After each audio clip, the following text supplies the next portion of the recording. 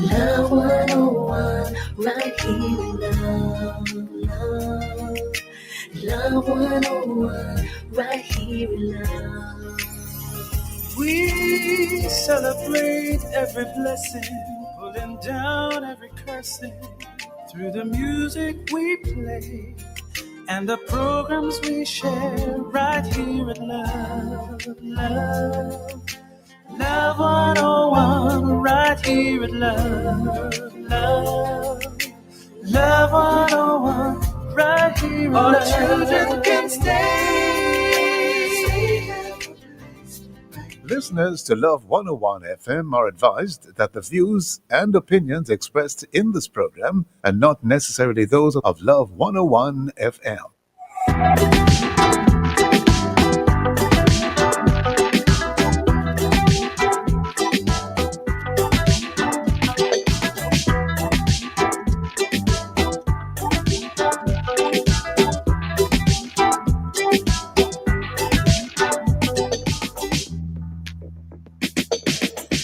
Good morning.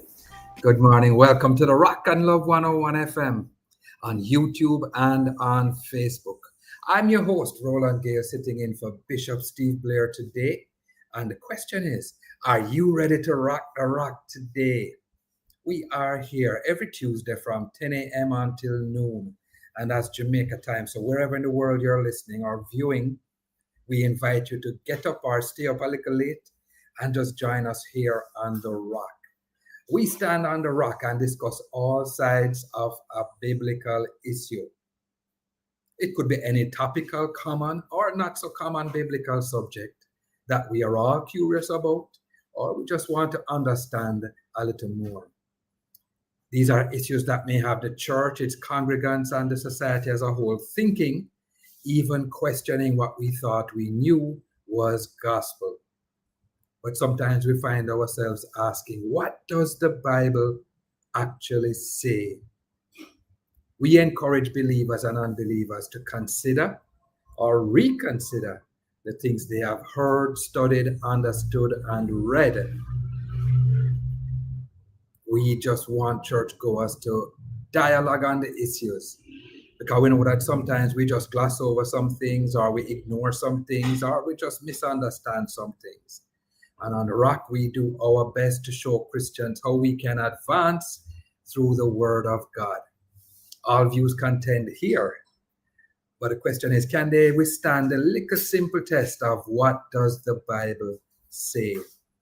And I want to remind all our listeners and our viewers that this is not a debate or a dictatorship. We're having a conversation. And we are here to talk and to share with each other, to learn from each other. A special welcome to our listeners on Facebook, on YouTube Live, and those that are on love101.org. And welcome to those joining us via the Love 101 FM app that's downloaded from either the Google Play Store or the Apple Store. And today we're talking about divorce. It is one of the toughest journeys anyone can face. When discussing this topic, how do faith, healing, and hope fit in? We're going to dive deep into your stories, biblical truth, and practical and spiritual wisdom for those who are maybe contemplating, walking through it, or living with the pain of divorce. Let's discuss what the Bible says on the issue of marital divorce this morning. How should we approach it, especially as Christians? And what's the basis for what it is that we are going to be thinking and saying and doing? But before we go there, just want to share for a few minutes something that is not related to our topic this morning. And we call this a piece of Roland's mind. I'm so glad this morning that I have peace on my mind, P-E-A-C-E. But I'm going to give you a little P-I-E-C-E of my mind as well. And it has to do with last week. Last week we had our general elections. And I think that was something that for me held some amount of concern and anxiety, but I am this morning just giving God thanks because the elections passed with very little incident, very few things that we needed to be worried or concerned about. And the truth is that we were able to exercise, those of us who wanted to, we were able to exercise our right, and we got the outcome that we saw last week. Some of us are happy, some of us are sad, and if you're going to be honest about it, some of us couldn't care less. But reason why this is on my mind this morning is because whether you were for them or against them, there is now a government that is legally and rightfully going to run the country for the next few years. And what are we supposed to do? What is our responsibility at this point in time? And the Bible has a lot to say about that. So I'm just going to read a couple verses, and I don't know how many of you are able to make a note of it, or probably just jot it down in your phone. Maybe you don't have pen and paper with you, but you can just make a note in your phone. And I'm going to give you a couple verses, a few verses. First verse is from Colossians chapter 1, and it is verses 16 and 17. And this is what it says. For in him all things were created, things in heaven and on earth, visible and invisible, whether thrones or powers or rulers or authorities. All things have been created through him and for him.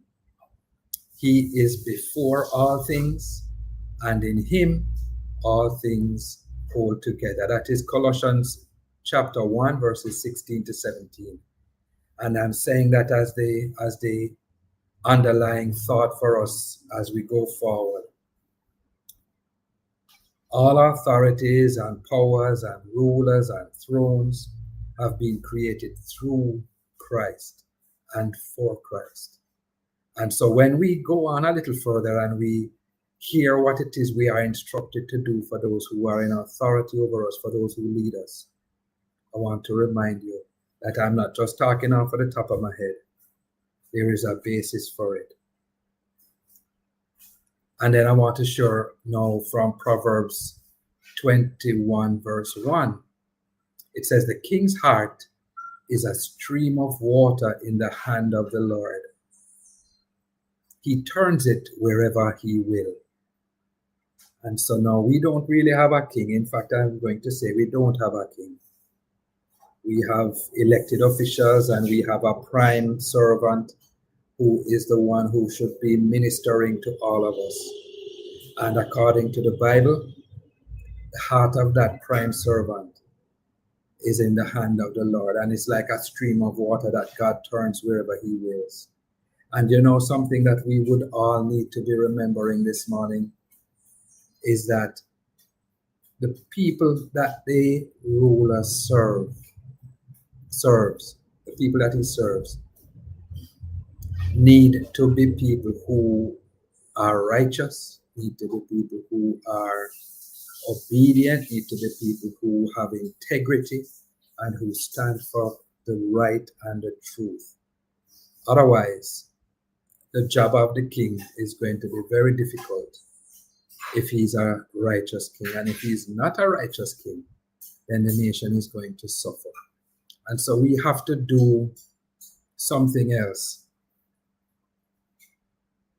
We have to make sure that we allow ourselves to be led and to be obedient when things are according to God's will. Not telling us to be obedient to tyranny or to all sorts of evil and vile acts. No, that's not what I'm saying. But I'm saying that when things are going the way they ought to go, we need to be obedient. Let's look at Romans chapter 13, verse 1. Let every person be subject to the governing authorities, for there is no authority except from God, and those that exist have been instituted by God. That's Romans chapter 13, verse 1. Let every person be subject to the governing authorities, For there's no authority except from God, and those that exist have been instituted by God. For some of us, that's a hard passage to look at and agree with, because sometimes we see some things taking place. We see some people in office and we say, no, sir. Then people that cannot be representing God or have anything to do with God. Bible tells us right here, for there is no authority except from God, and those that exist have been instituted by God. One of the things I am reminded of, and I've thought about it a few times since last week, is that sometimes the authority is put in place because of our disobedience, and that authority is there to straighten us up, to punish us for a little bit. And sometimes the authority is in place because we have been doing what we ought to do, and the authority themselves have been doing what they ought to do. And so the Lord is saying, keep on. But we need to be mindful of the will of God and try our best to align ourselves with that will. And the last verse I'm going to share with you, last verses, come from 1 Timothy chapter 2, verses 1 to 4. It says, first of all, then, I urge that supplications, prayers, intercessions, and thanksgivings be made for all people, for kings, and all who are in high positions, that we may lead a peaceful and quiet life, godly and dignified in every way. This is good, and it is pleasing in the sight of God our Savior, who desires all people to be saved and to come to the knowledge of the truth. That's an important one for us to finish with. It says, I urge that supplications, prayers, intercessions, and thanksgivings be made for all people, for kings and all who are in high positions, that we may lead a peaceful and quiet life, godly and dignified in every way. This is good, and it is pleasing in the sight of God our Savior, who desires all people to be saved and to come to the knowledge of the truth. And that's from 1 Timothy chapter 2, verses 1 to 4. We're going to stop there. Just reminding us that we are all here as Jamaicans, as children of the rock. This place that is known as the land of wood and water has been blessed, has been richly blessed by the Lord. So let us try to ensure that we play our part in making this place the place of choice for us to live, work, raise our children and our children and our families. We're going to take a break now, and when we come back, we'll continue. Thanks for joining us here on The Rock. Don't go nowhere. We'll be right back.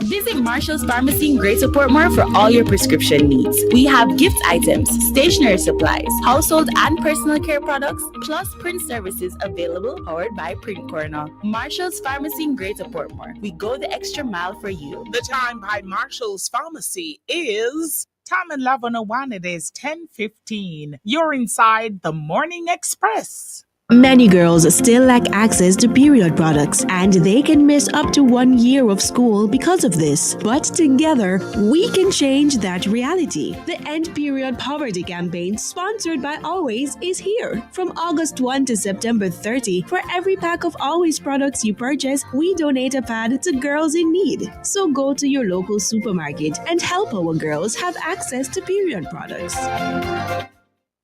Hate long wait times at the pharmacy? Me too! Well, I found Marshall's Pharmacy, located at Pathfinder Plaza, Greater Portmore. Great customer service, shorter wait times, all the local and international brands I want, plus print services powered by Print Corner. WhatsApp your prescriptions to 876-491-7841 and follow them on Instagram at Marshall's Pharmacy. Visit Marshall's Pharmacy in Greater Portmore today. They're open late every day, even on public holidays. Don't let freshness ditch you when you need it the most.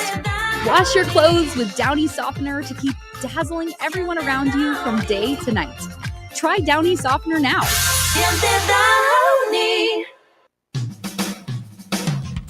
You're invited to listen to Dollars and Cents every Thursday at 8:16 a.m. We'll give you tips on how to make your money count, how to save, and how to grow your worth. It's all inside Dollars and Cents, brought to you by BPM Financial Limited, taking you higher. That's Dollars and Cents every Thursday at 8:16 a.m. on the family station Love 101.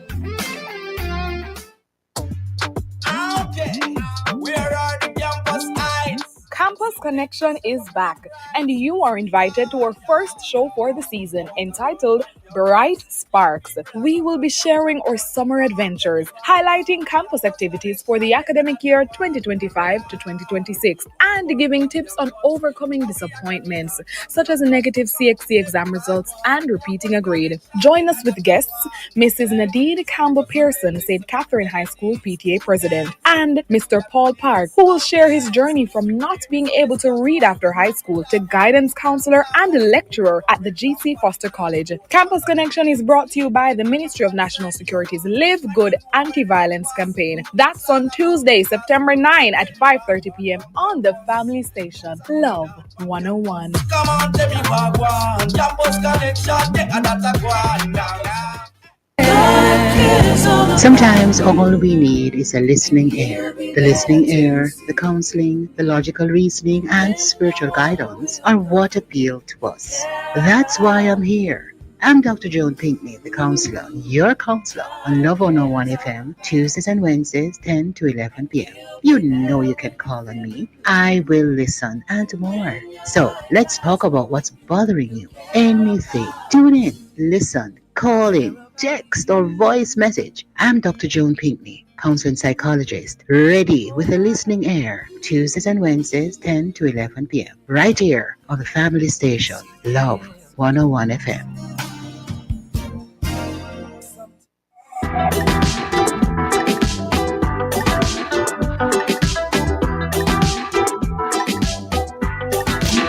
Welcome back. I am Roland Gale, your host this morning, and you're tuned to the Rock and Love 101 FM. Our main topic of discussion today is marital divorce. I'm going to invite you to post all your comments on this topic on our Facebook or on our YouTube live broadcast, or you can send us a WhatsApp message or a voice note. And if you're sending a voice note, we're going to ask you to keep it shorter than 30 seconds. Our WhatsApp number is 876-997-3125. We're going to share your comments or your questions or your thoughts throughout the program, so send them in. And you can also prepare to call in and be a part of the discussion a little later on. We are on Facebook and we are on YouTube Live, so you can join us on those channels. Before we get into our main discussion this morning, we're going to visit our Now Time Revelations issue for this week, which is when truth becomes illegal and the vehicles that promote this reality. When truth becomes illegal and the vehicles that promote this reality. To discuss both this topic and our main topic about divorce, we have Pastor Christopher Kennedy and we also have Dr. Paul Bourne.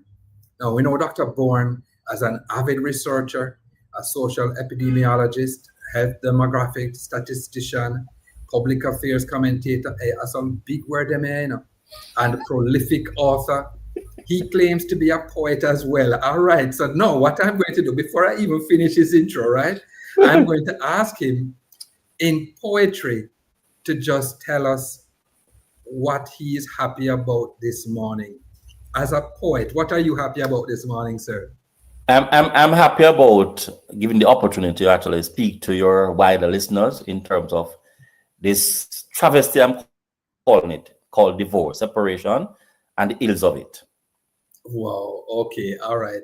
Now, Dr. Paul's Place of Worship is a Seventh-day Adventist church in Portmore, and we welcome you, sir. So glad to have you on. We also have Pastor Christopher Kennedy, and he's Director of Nurture for the Jamaica Mennonite Church Council, and he's also the Regional Director for St. Elizabeth and Manchester in the denomination. He's a pastor of Abrams Mennonite Church and the Joyland Mennonite Church. He is a guidance counselor at St. Elizabeth Technical High School. Big up to you, sir. Respect all guidance counselors. I have to say that.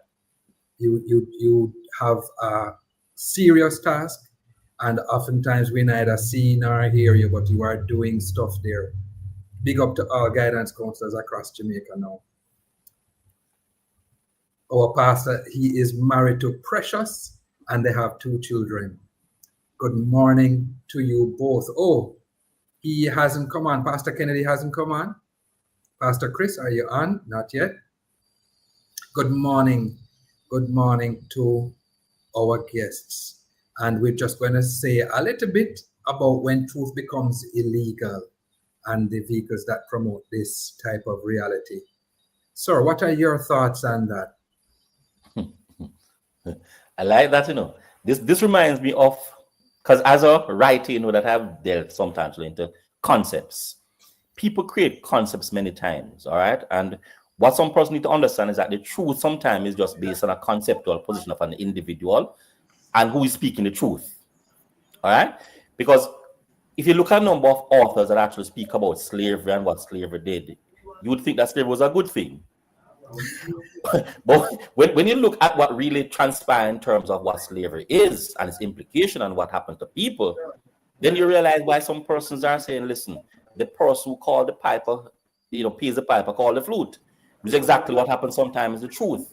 So when you're talking about the vehicle, what used to promote that, sometimes the loudest mouth is not necessarily the mouth that is actually speaking the truth. Absolutely. You are absolutely right. Pastor Kennedy, welcome to you, sir. Yes, sir. Good to be here. Back with you, Roland. Long time. Yes, sir. Yes, sir. It's so good to have you back. We're talking about when truth becomes illegal, and just getting your initial thoughts on that. Boy, it's bad though. These days, it is absolutely terrible. What is going on in, say, the traditional media is vulgar. It is vulgar because what we're having is a takeover by the leftists of the channels of information, and it is so bad. And unless you are somebody who has the time to research and get as many perspectives as possible, you'll be misled. We're living at a time where Islamists are being glorified because the left wants to destroy the West. And by the way, with all of its faults, let me tell people clearly that Western civilization is the product of Christianity. And all who don't like the West, well, just go and live in the East if you want to live in the East, and that's fine. Go and live in the 52 Muslim states that you have all around the world. Go and live there. Go and live in China. But I think the bad thing about leftists, Marxists, they went to our schools and cultural colleges, and they have infiltrated so badly that our lawyers, our politicians, our doctors, our theologians, right, our journalists, all have a bit of influence coming from them. And I heard your guest talking about slavery, and he's absolutely correct. It's not the loudest voices. And he said sometimes, most of the times, it's not the loudest voices that are speaking the truth. And I don't know, I think the West is really in problems because if, as the Bible says, if the foundations be destroyed, then what shall the righteous do? And it's just pure lies. Social media was bad, and I'm not saying that everything about social media is bad because some of the people with the integrity and so on, you just need to make contact with them. But I question seriously like the UN, and I'm going to sound controversial, but having followed this thing, I'm wondering if this entities like those, they don't want to carte blanche You don't want to carte blanche dismiss everybody. You can't do that, right? But I think there has never been a time. Kofi Annan, Bujas Busagali, and Ban Ki-moon were disturbed when, as general secretaries, they saw that there was so much anti-Semitism in the UN. And I think it is worse today. And what we're having is people coming out of, say, the UN and saying things like, their source of information was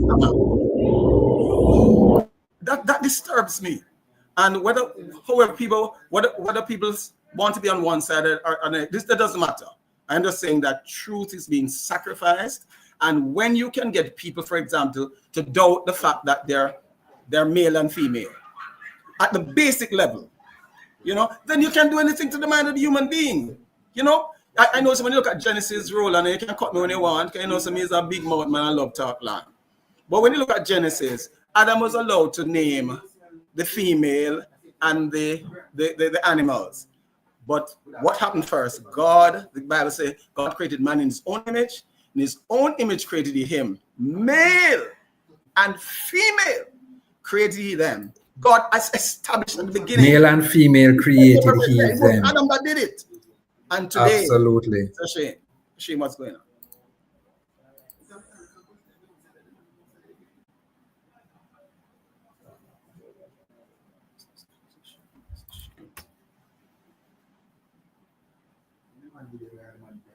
U.S. Health Department in America gave black people in Tuskegee syphilis and explained to them what they were doing to them to benefit them.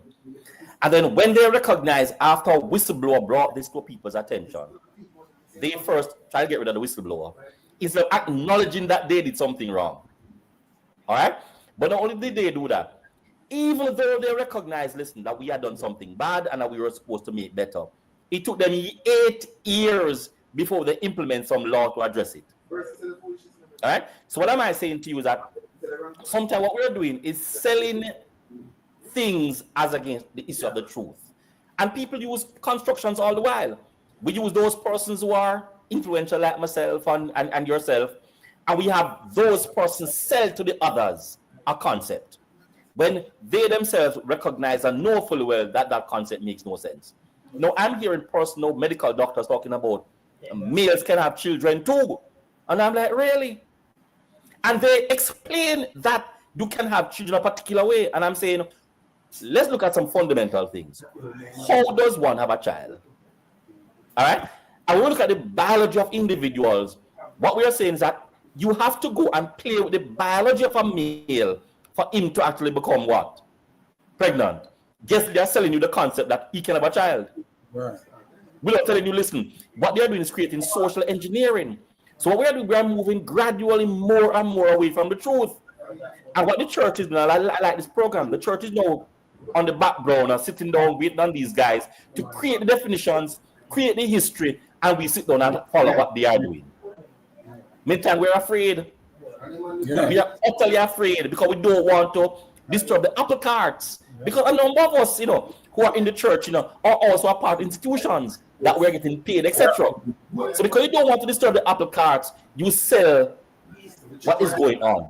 And don't call it lie anymore. It's called fib or a construction. Just think about it.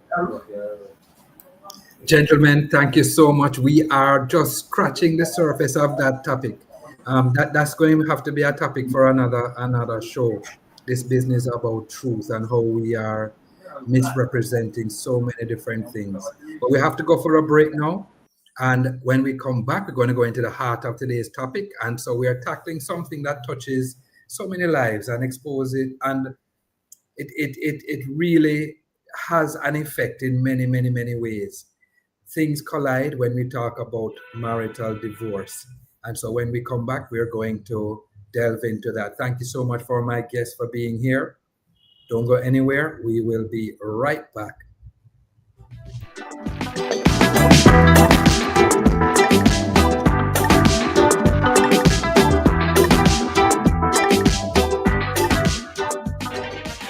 Jamaica and its workforce are advancing quickly.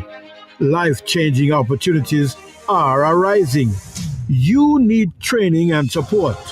We are the Renewed Heart NSTA Trust, committed to providing new and emerging skills training and opportunities. Come to Heart. We'll help you claim your place in the workforce of the future.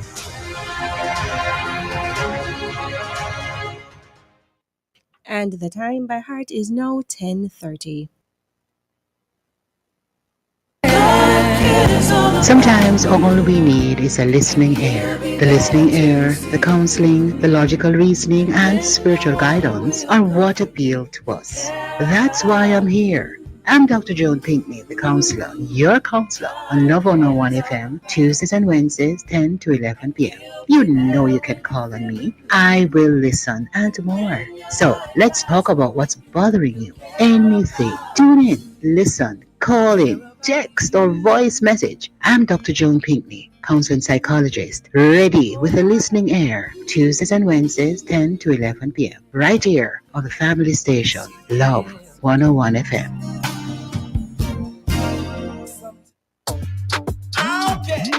Where are the campus eyes? Campus Connection is back, and you are invited to our first show for the season entitled Bright Sparks. We will be sharing our summer adventures, highlighting campus activities for the academic year 2025 to 2026, and giving tips on overcoming disappointments, such as negative CXC exam results and repeating a grade. Join us with guests Mrs. Nadine Campbell Pearson, St. Catherine High School PTA President, and Mr. Paul Park, who will share his journey from not being able to read after high school to guidance counselor and lecturer at the GC Foster College. Campus Connection is brought to you by the Ministry of National Security's Live Good Anti-Violence campaign. That's on Tuesday, September 9 at 5:30 p.m. on the family station, Love 101. Come on, tell me what one. Campus Connection, take another one. Be heard, be seen by your audience on Love 101 Radio and on social media. Call Love 101 for advertising rates that fit your needs. Exposure for your event, your business, concerts, church activity, civic events, seminars and conferences, job vacancies, specials, and more. Let Love 101 help you get your information out there. Call Love 101 FM now and talk with our sales and marketing experts and get the reach you need. Call 876-968-9596 or 876-968-9597 and ask for our sales and marketing department Monday to Friday, 8:30 a.m. to 4:30 p.m. or email love101fm@gmail.com. Love 101 FM, radio and social media platforms, making it happen for you.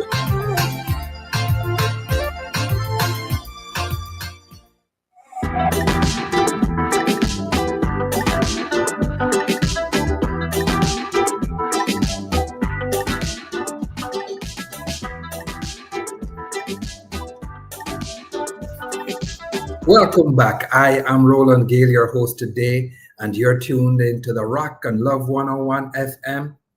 Glad to be here this morning, and I want to remind you that if there is a topic you'd like discussed, even a topic that may have the church on different sides of the fence, let us know.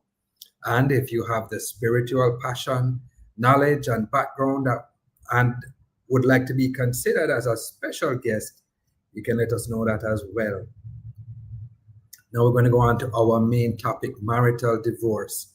And here to have that conversation with us are Pastor Christopher Kennedy and Dr. Paul Bourne.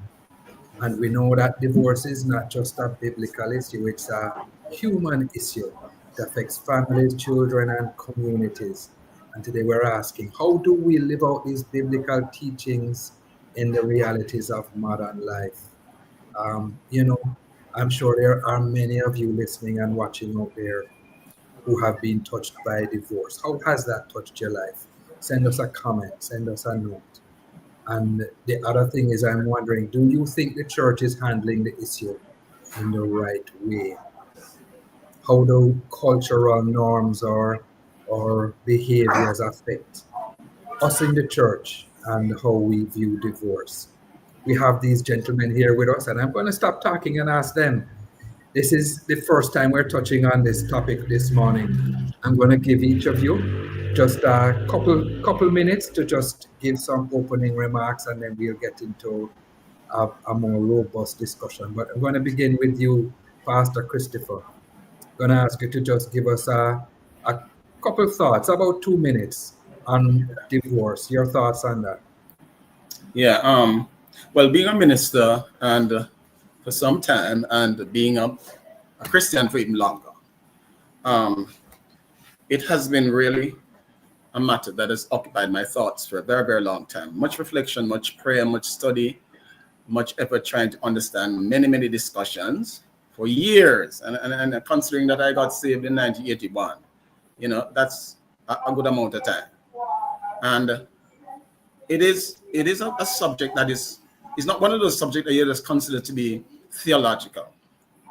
It has practical implications for the growth of the church.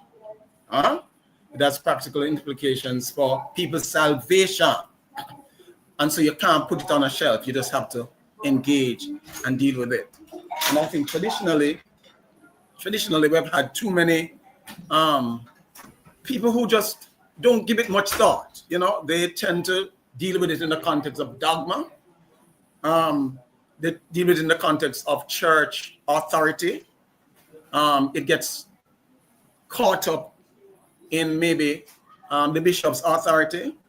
And coming out, a lot of things about church sometimes is too authoritarian, because some people you can't ask them questions. That's what indoctrination is. Whenever you can't disagree and you can ask questions. And too many times I think people in the fundamentalist kind of background, to a wide extent the Protestant background, tend to be overly authoritarian.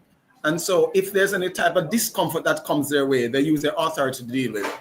And so the question of marriage, divorce, and so on has been, I think, dealt like that, because sometimes church leaders prefer to keep the status quo and not really discuss matters. So we find that a lot of people, a lot of women and men are really having a difficult partner, and you ask yourself the question, yes, marriage is sacred, it is honorable in all, the bed is undefiled, and whoremongers and adulterers will be judged, and that kind of thing.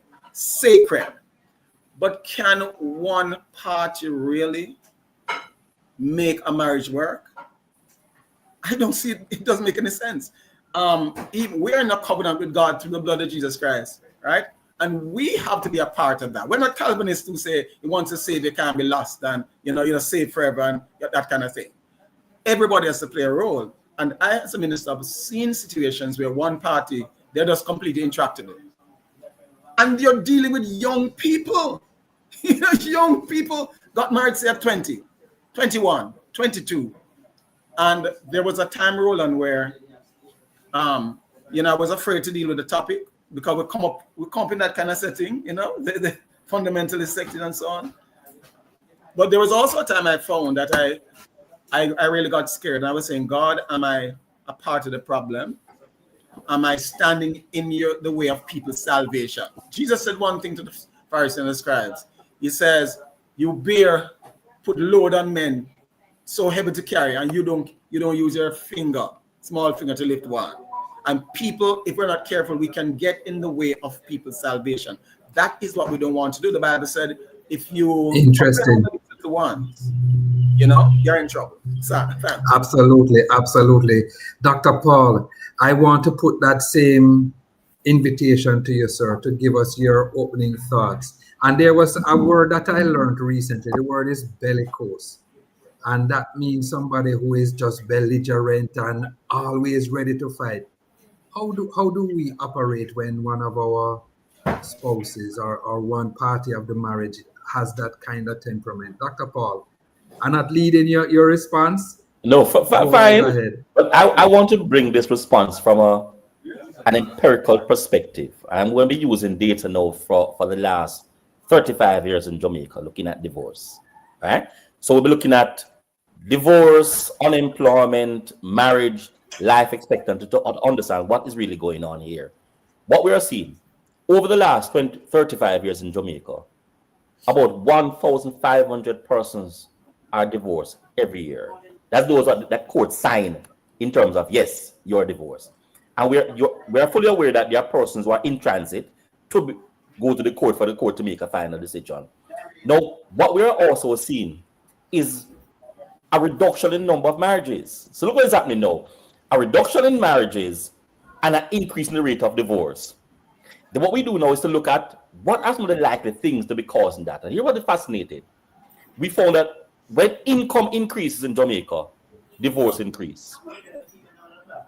Think about that for a minute. What does it say? The more people have money, the more they'll call it quits. So there has to be some deception to money that's actually causing persons to say, listen, I'm not going any further with this marriage. But when you had less money, you'll be staying. So it means that we need to start looking now at what do we do now to blend when people becomes wealthier, have more money to become tolerant. Now, what is clearly happening? What we see as well is that the divorce in terms of women asking for divorce is about 4 times that of men. So if income plays a factor and women are seeking more divorce than men, what does it automatically means? As a woman becomes independent economically, she won't separate from the family. And that is where we need to sort of investigate now. What mindset is there to be causing this to be happening? That you want to dissolve a family because you are now economically better off than yesterday. What's the mindset? So when Pastor's speaking about a number of things, you realize that there's a mindset we need to attach. But we also need to look at some things as well. The rate of divorce is higher in the church than outside the church. Repeat that. Sorry, repeat that for me. Say that again. The rate of divorce in Jamaica is higher in the church. What does that mean as a people? Our mindset is wrong. And we have got to start addressing some of these fundamental issues. Clearly, the church is not doing anything about it.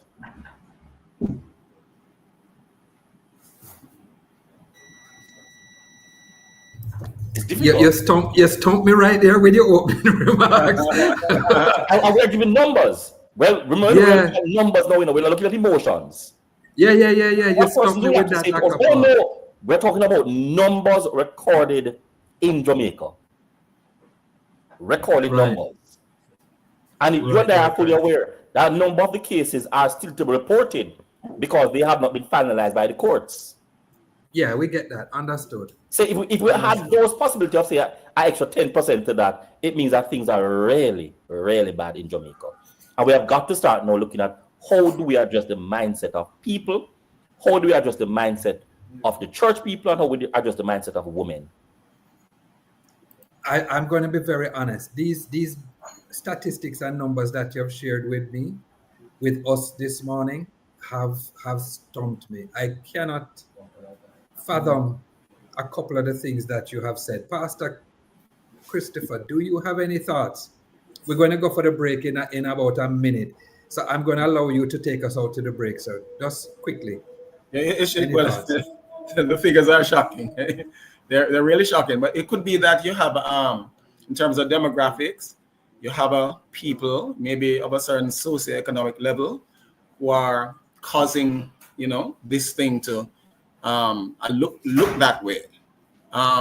Because traditionally what I know is that a lot of people have been in some marriages in our normal evangelical churches and have stayed in those marriages and have been really abused. It has been awful what has happened to them. And I don't know where the information is coming from. I'm glad for it. It's not a reflection of the church background that I have been in. We haven't had much divorce and that kind of thing at all. So I guess that's a wider demographic, and it is concerning. Absolutely. We're going to go for a break now. When we come back, Dr. Paul, I am going to ask you if there is a understanding of nominal Christianity versus real engaged Christianity in the numbers that you have shared. Because we know that some people call themselves Christian when they really are not practicing or following. So I'd love to dive into that a little bit, but we do that when we come back from the break. People, don't go nowhere. This one has started off amazing. See you after the break.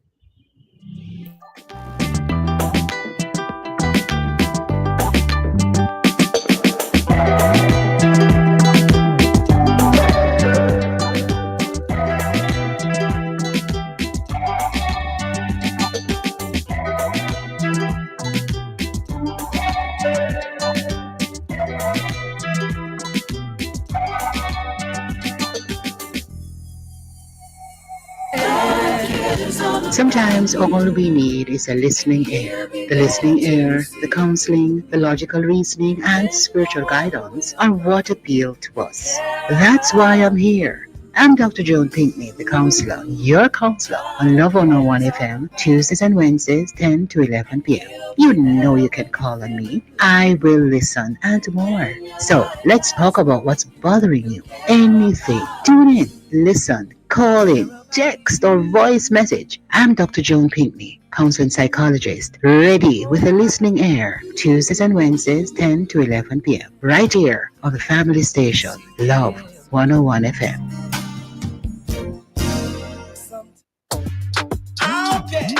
Where are the campus eyes? Campus Connection is back, and you are invited to our first show for the season entitled Bright Sparks. We will be sharing our summer adventures, highlighting campus activities for the academic year 2025 to 2026, and giving tips on overcoming disappointments, such as negative CXC exam results and repeating a grade. Join us with guests Mrs. Nadine Campbell Pearson, St. Catherine High School PTA President, and Mr. Paul Park, who will share his journey from not being able to read after high school to guidance counselor and lecturer at the GC Foster College. Campus Connection is brought to you by the Ministry of National Security's Live Good Anti-Violence campaign. That's on Tuesday, September 9 at 5:30 p.m. on the family station, Love 101. Come on, tell me what one. Campus Connection, take a data one down. Don't let freshness ditch you when you need it the most. Wash your clothes with Downy Softener to keep dazzling everyone around you from day to night. Try Downy Softener now. Be heard, be seen by your audience on Love 101 Radio and on social media. Call Love 101 for advertising rates that fit your needs. Exposure for your event, your business, concerts, church activity, civic events, seminars and conferences, job vacancies, specials, and more. Let Love 101 help you get your information out there. Call Love 101 FM now and talk with our sales and marketing experts and get the reach you need. Call 876-968-9596 or 876-968-9597 and ask for our sales and marketing department Monday to Friday, 8:30 a.m. to 4:30 p.m. or email love101fm@gmail.com. Love 101 FM, radio and social media platforms, making it happen for you.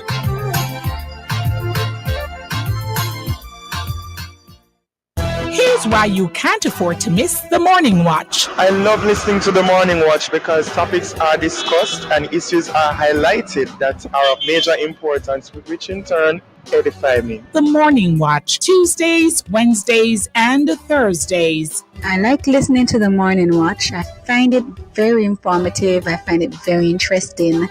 The topics that are covered are very, very wide. The Morning Watch, thought-provoking, insightful, current. Listen for the probing questions with attorney at law Stokely Marshall and the in-depth discussion with Reverend Dr. Dallin Toussaint. The Morning Watch, Tuesdays, Wednesdays, and Thursdays. The Morning Watch is on the family station Love 101.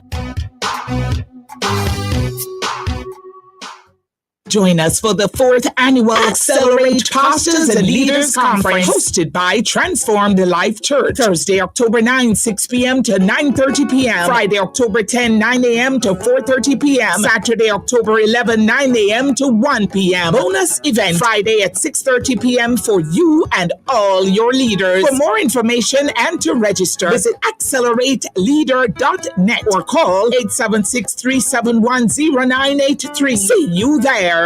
Drivers, failure to follow traffic signals may result in accidents. This in turn may lead to damage to the vehicle, bodily injuries, and even death. I am Jackie Saunders and I'm reminding you to take time drive.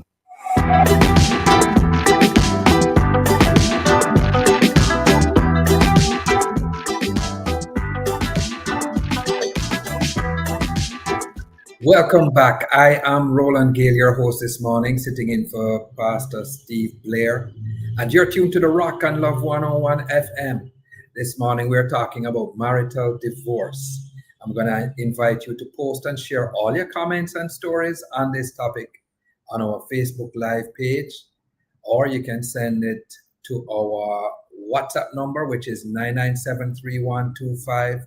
Or you can join us on our YouTube channel and you can comment there as well. If you're going to send a WhatsApp note, we're going to ask you a voice note. We're going to ask you to keep those voice notes shorter than 30 seconds, please. And then we'll share them throughout the program. And remember, if there's a topic you'd like us to discuss, then just let us know. If you would also like to be a guest on the program, you can send us an email at transformjamaica@hotmail.com. Let me say that again. transformjamaica@hotmail.com, and we will get back to you. With us this morning, we have Dr. Paul Bourne and Pastor Christopher Kennedy. Both gentlemen are engaging us in an interesting discussion. And just before we went for the break, we were talking about some of the statistics, and I don't want to dive right back into the statistics just yet. I want to ask us both a question. Dr. Paul and Pastor Christopher, I want to ask you a question. What does the Bible actually say, or what's the instruction we are given regarding divorce in the Bible, for our listeners to understand that context? Pastor could begin.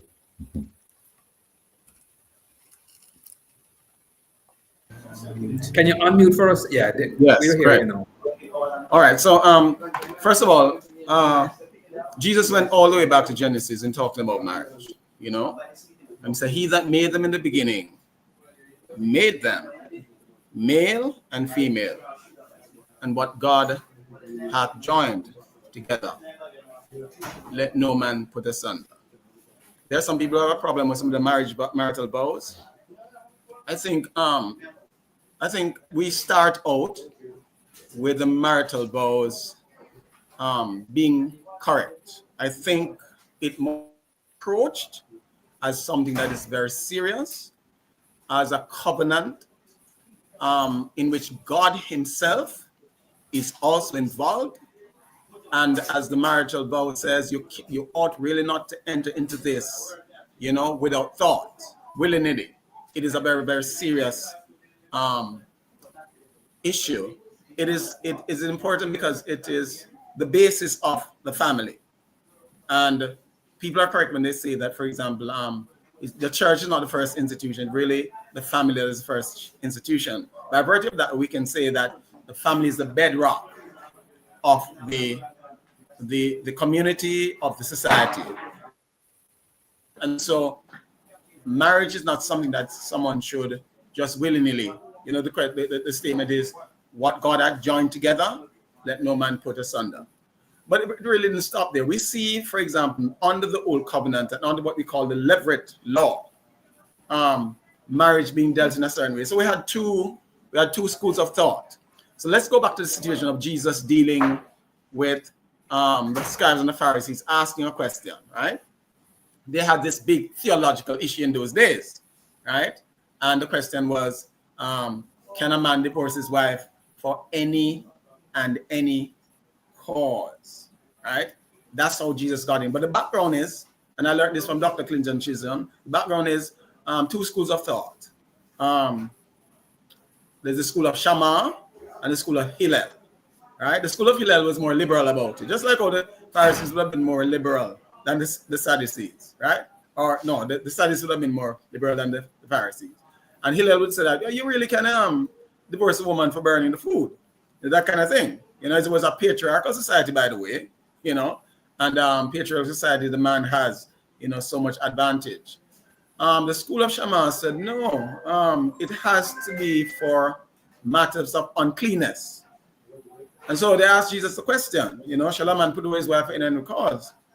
And Jesus said, he that made them in the beginning made them male and female. But Jesus went on to say that if you put away your wife for, except for the case of marital unfaithfulness, porneia, right? You're committing adultery. Now, it seemed like some people never read that. In Mark, it says, he that put away his wife committing adultery. But we know, you understand the synoptic gospels very well, that a certain level of development takes place. You're dealing with different communities, for example. So Matthew would be dealing with Jews, you know, Mark is more a general audience, Luke would be more Gentiles, that kind of thing. And so you find that Matthew doesn't stop like Mark did. Mark is this kind of gospel that is concise, you know, it's always moving, you know, a lot of life. He touches and he goes and that kind of thing. Matthew, however, does a little more explanation. So sometimes you say things like, you know, which being interpreted means God with us, you know, Emmanuel. And he says, which being interpreted God with us. Akeldama, that kind of thing. That means come out, that kind of thing. And so we see Matthew approaching that in a way to address questions. And so Matthew said, if you put away your wife, quotes Jesus as saying, if you put away your wife, except it be for porneia, you commit an adultery. So that tells us that there are cases where divorce can be understood as legitimate. And I was glad many years ago when I saw that, because one of the things that we were struggling with as pastors was, what if the man, remember the time when 83 coming up, 84, 85 coming up, and the question of HIV. At that time, there was nothing, you know, no cure. You didn't have the antibiotic, you know, the medicine for that and that kind of thing. And we had to ask the question, we were asked the question, what if the man is out there sowing his wild oats? Does he just come in, you know, and pass on the virus to a woman? Those were the kind of things that we had to deal with, and we had to deal with quite seriously. And I was absolutely glad. I was glad for this passage of scripture that said there is a condition, which is an exception. And some people will not accept it. Many denominations will not accept it. But I think they are running counter here clearly to the teaching of Jesus Christ. There is an exception clause. All right. We are almost upon another break again. When we come back, Dr. Paul, I want to hear your thoughts on it. What does the Bible actually say about this? And then we'll get back into the numbers and the statistics that you had raised for us. We're going to go for a break. Don't go anywhere. We will be right back.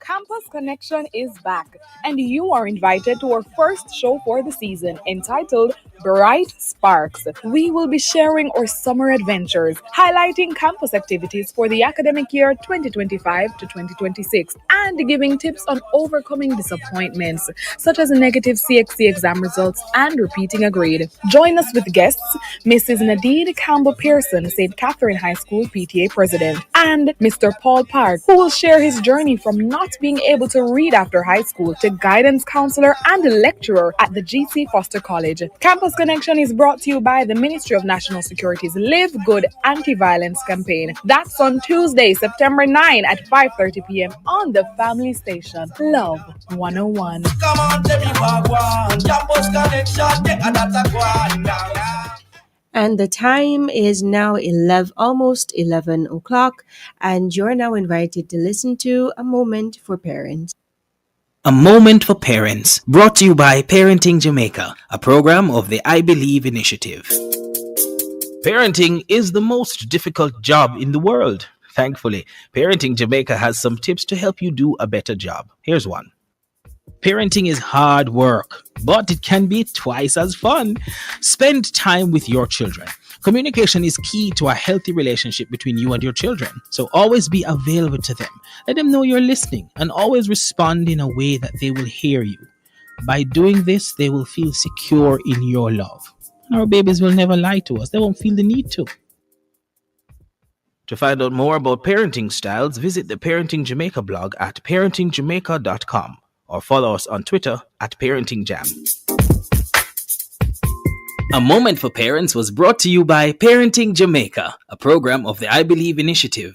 Jamaica, get ready to move on Caribbean Wellness Day. Join the Ministry of Health and Wellness on Saturday, September 13, 2025 at Hope Zoo for the Caribbean Wellness Day 3K Fun Run Walk and Wellness Village. Warm-up starts 6:30 a.m. Then the Big Run Walk Extravaganza starts at 7 a.m. sharp. Admission free. The first 500 participants get a Jamaica Moves t-shirt. Register for the Fun Run and Walk. Registration closes September 8. Sign up now at moh.gov.jm/corporate wellness. Get your free health checkup and sample healthy snacks at our Wellness Village while watching the thrilling obstacle course challenge among our corporate wellness challengers, plus a special race for seniors, influencers, and even the kids. It's Caribbean Wellness Day 2025. Let's move together for a healthier Jamaica.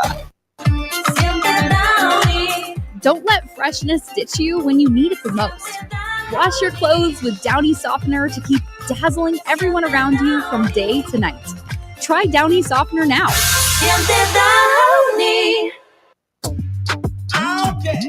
Where are the campus eyes? Campus Connection is back, and you are invited to our first show for the season entitled Bright Sparks. We will be sharing our summer adventures, highlighting campus activities for the academic year 2025 to 2026, and giving tips on overcoming disappointments, such as negative CXC exam results and repeating a grade. Join us with guests, Mrs. Nadine Campbell Pearson, St. Catherine High School PTA President, and Mr. Paul Park, who will share his journey from not being able to read after high school to guidance counselor and lecturer at the GC Foster College. Campus Connection is brought to you by the Ministry of National Security's Live Good Anti-Violence campaign. That's on Tuesday, September 9 at 5:30 p.m. on the family station, Love 101. Come on, tell me what Campus Connection, take a data one now.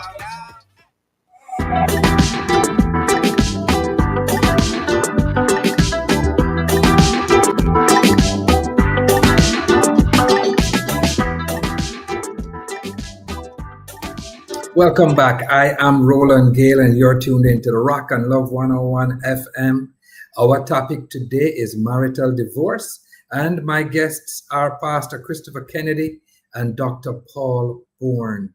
Just before the break, we wanted to get back and hear from Dr. Paul. Sir, we were talking about the biblical perception and instruction on divorce.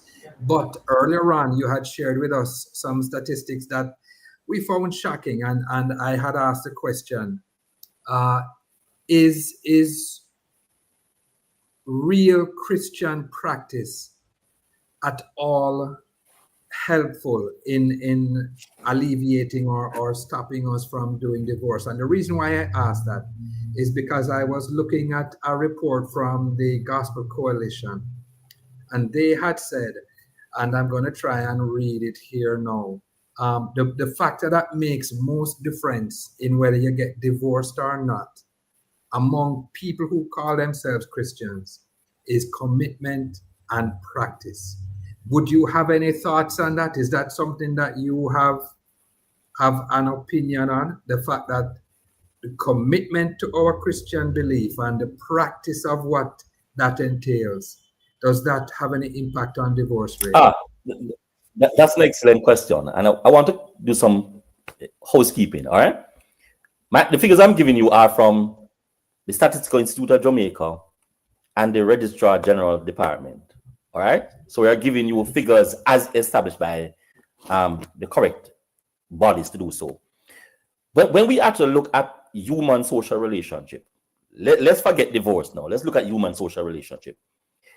If people share similar interest, they're likely to be friends or have a good social relationship longer than if they don't. I understand what the church does in terms of saying to a person, listen, you need to go through marital counsel, etc.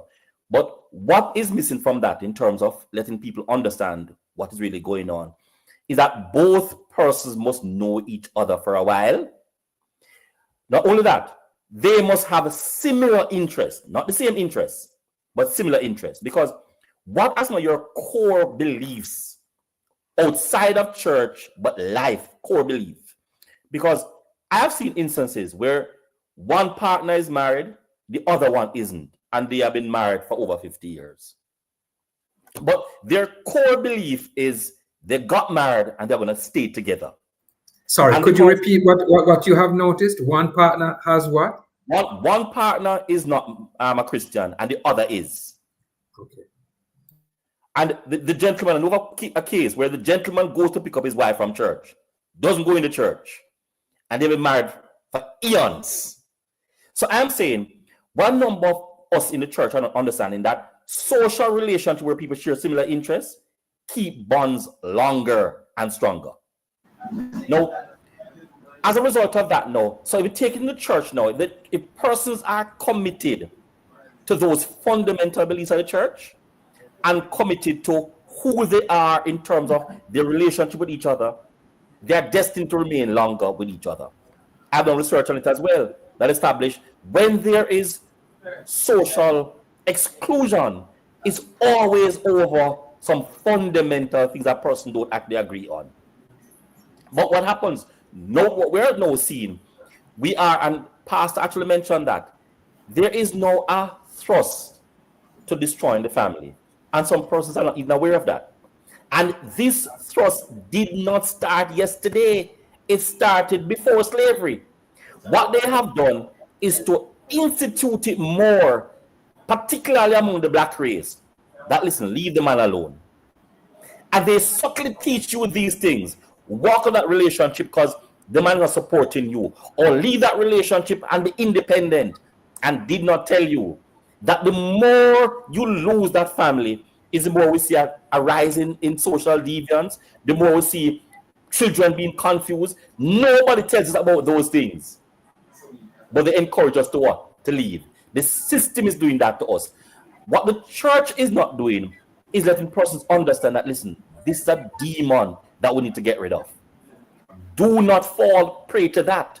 So there are a number of young persons who are in the church, and others as well, who their doctrine, their gospel, their savior is social media. And social media was developed to destroy, not to build. But we need to understand clearly that the primary function of social media, what a number of persons do not seem to understand, social media was introduced and developed by persons who were doing psychology, which means they understand your mind and how your mind functions. And all they have done is to create a platform to allow your mind to speak and subtly put inside your mind what they want to do in your mind. And a part of that is to destroy the family. The church needs to understand that, listen, we are in a system, a game is played against us, and how do we help person to deal with that? Pastor mentioned that there's an exception that can be done for having a divorce. And we are saying to persons, yes, we understand that exception, but Christ also give us something to follow. He said, don't only forgive seven times, man. Don't only forgive 7 times. So if we understand some fundamental things to life, they will understand sometimes, or we can say, okay, then, yes, you have hurt me, but take the thing to another level. There are some persons who can't. And if you can't deal with that, then I understand. But we have got to start letting people understand that, listen, social relationship, a bond between persons, socially and psychologically, keep people together for longer. Absolutely. But Dr. Paul and Pastor Christopher, there's something that I have battled with over time. And it is this habit we have of focusing on the unusual and using that unusual as the basis for determining what should be normative. And so when we talk about something like divorce, what I hear often is that we cannot allow a spouse to be beaten mercilessly day after day. We have to allow divorce because you know that somebody is getting physically abused and may end up dead. But in my experience and how I understand it, that's not typically what comes up when divorce is being discussed. What usually comes up is I can't deal with the whatever behavior this person is carrying on. Doesn't have anything to do with abuse, doesn't have anything to do with life saving. It's just that I'm tired or I see greener pastures. What is the church really supposed to examine? How are we really supposed to approach this idea of the rule versus the exception? I don't know if I'm asking the question right.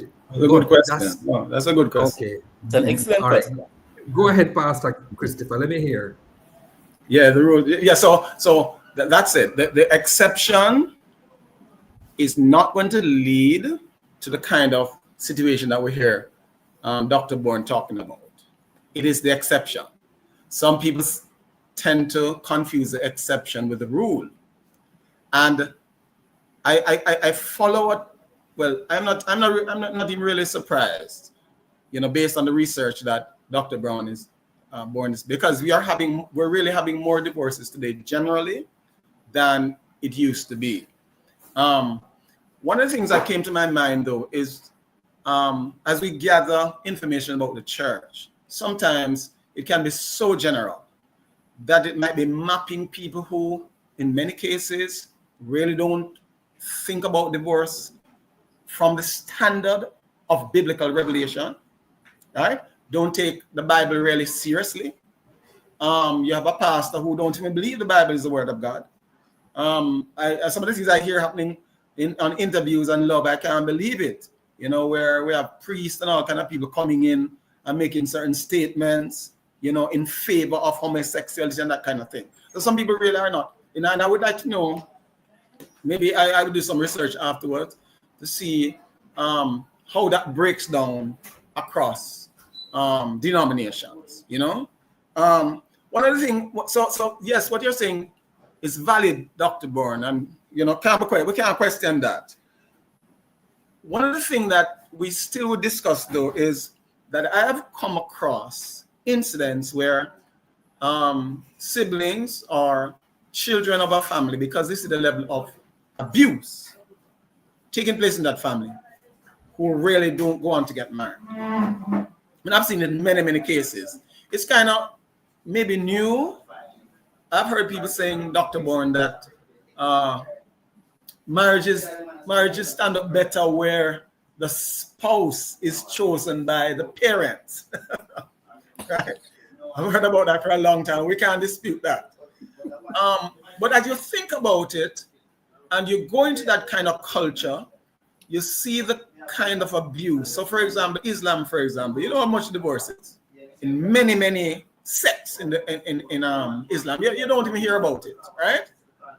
But if you want to see what goes on and what the woman goes through under Sharia law, you don't want to boast about marriage anymore at all, because what you're going to see marriage now as an instrument of abuse in that kind of context.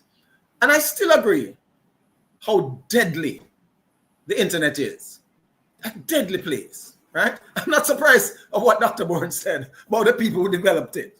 You know, you get the feeling that there are forces at work who wants to destroy the family, wants to destroy the West, wants to destroy the culture that Christianity affects the most. So it takes a lot of thinking. I think what the church must first of all do, go along with the marriage, right? The marriage vow, right? What God has put together, let no man put asunder, for better, for worse, for richer, for poor, in sickness and in health, till death do apart. I am for that. But I think there comes a time when you really see that people are being abused, and we don't want to make the same mistake that the Pharisees and the scribes made in terms of the law. Jesus had to say to them, man was not made for the Sabbath. The Sabbath was made for man. And I would say the same thing to some people. I don't figure that it applies to Dr. Bourne. I think Dr. Bourne is more careful than that. But I'd like to say that to a lot of people who don't even entertain the idea that man was not made for marriage. Marriage was made for man. And I still want people to do it on a case-by-case basis. I don't want people to listen to Pastor Kennedy saying, you know, this exception clause. It should be on a case-by-case basis. You should look at the merits of the situation. You know, it's interesting, Dr. Bourne. You said that when people have similar interests, and that is so true. You can't even argue against that. You know, similar interests create bonds. And when people create bonds out of similar interests, they'll go through a lot to stay with each other and love each other. But the Bible wants... Yes. Finish. Mm-hmm. Yeah, the Bible wants two things. The Bible said in the epistles. And you know, the epistles are the explanation, right? That's where we get our doctrine from, the epistles. And it said that don't be unequally yoked together with the unbelievers, you know. But it still doesn't address Dr. Bourne's point. You know, it's a different situation where this person don't believe in Christ, don't believe in the rose from the dead. I've seen people want to get married, young ladies to Muslims, and I'm saying, you're crazy. You're going to get married, and he doesn't believe that Jesus rose from the dead. So it's a serious case. Don't take that lightly. It doesn't mean, it doesn't apply to the trivial things that some people are trying to address. It's a serious case, right? Don't really put together. But last of all, Paul said in the Corinthians 7, he said, when you remarry, marry in the Lord. When he was discussing the man who would not marry to his virgin, he says, only in the Lord. That only makes marriage. But yes, you're going to have some that are not Christians, and they will survive. But it is safer when the interest, as Dr. Bourne was saying, when you have these common interests at that level in the Lord, and they're Christians. Yeah, Dr. Paul, go ahead. I like the explanation by Pastor. But what I want to do now is to take the discussion now back to the normal person. Some of the normal persons who are listening to us who are not really Christians, but people. When the Bible actually speaks of unequal yoke, some persons are also thinking it means that, listen, you have to be the same faith. It means you must have similar interests, which would include the church, how to spend money, how to look after children, how to deal with your family. All of that should have to be placed inside of what? Marriage. But what we do, we take marriage simple. All right? But let's move away from that now to actually look what in terms of what the church can do. In the case of, say, for example, abuse. And I'm going to use a scenario. My mother met this gentleman when I was a child. Can't forget. Tarnished my mind. And brought this gentleman home when I was about 7, 8. Can't forget the day when the gentleman came. Nice gentleman came to the house and started living there. And after about 4 years, he started abusing my mother. And every time he drinks, every time he gets paid, instead of him coming with the money, he comes home drunk and beats my mother. That happened for about 12 years. Then I became 12 years? No. That was 6. Yeah, about 12 years. Because I was about 18, 19 at the time. When I said one night he was beating my mother, and I said, no, man, come on, man. This is nonsense. Stop this now. You're going too far, brother. After 12 years, man, come on. Get a hold of yourself. And my brother the night wanted to actually hold him. I was still has killed him. let's kill him. And I said, come on, brother, we're going to make things worse. I said, let him go.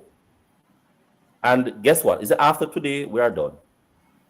I went somewhere, and that 17-year-old going on 18, rent a house for my mother. When I spoke to the gentleman, I said to the gentleman, we need a house to rent. He said, oh, old are you? And I said, 17. He said, no, I can't rent a 17-year-old house. And I said, listen, if you don't rent us the house, my mother may die tomorrow. So I'm going to ask you, sir, to rent us the house and give the situation, rent us the house. We don't know we're going to pay for it, but we're going to find a way. And he said, okay, man, I can't allow abuse to happen. And he rent us the place, and they're separated. Now, what is my thing? My thing is the church needs to take a stance. So, okay, then, we examine issues carefully over time. Don't jump like the law would say, okay, then you abuse it one time, let's actually get a divorce. Because many things could actually be played in the person's head. So let's have counseling.